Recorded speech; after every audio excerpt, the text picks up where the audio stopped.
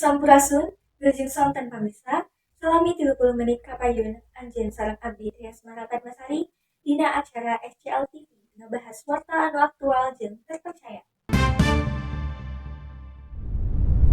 Hiji indung berinisial A 24 tahun katakep basah ku wargi pas micen jasad mayit orok dina kebon di Cirebon, Jawa Barat dinten Minggu Sonten kaping 4 Januari 2024. Numutkeun kana saksi mata, A katempo bolak-balik di sabudeuring kebon kalawan kebiasaan mencurigakan. Wargi anu curiga janten nututkeun manehna jeung nempo A ngabungkus hiji hal jilak kardus, saterusna ngan nempatkeun eta kawas eta. Informasi salengkapna abdi serahkeun ka Azhar Tirta Wirasuta dina tempat kajadian. Mohon atur nuhun Trias Marapat Masari. Berikut ieu kronologi anu lengkapna anu numutkeun saksi mata anu aya di tempat. Jadi tadi sore kan kebetulan abdi teh nuju lewat di harapan kebun ieu.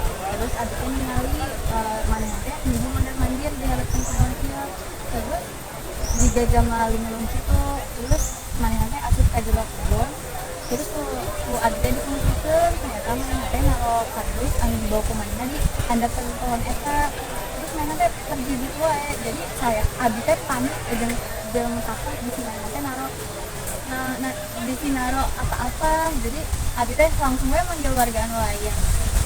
Pun sangseuna teh urang rame-rame ngabuka kardus, ternyata isina teh mayat bayi.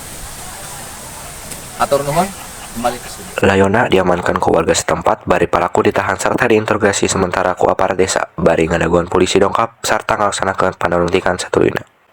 Nurutkeun pengakuan pelaku, manehna micen awak orok saenggeus dicabut nyawana ku cara disimbeuhan ku bantal nepi ka korban sesak napas. Lantaran keheul ngadenge orokna terus cerik. Dugaan motifnya teh indung ngalaman depresi kaleuwihan saatos ngalahirkeun sareng bapa orok henteu hoyong akuan budakna.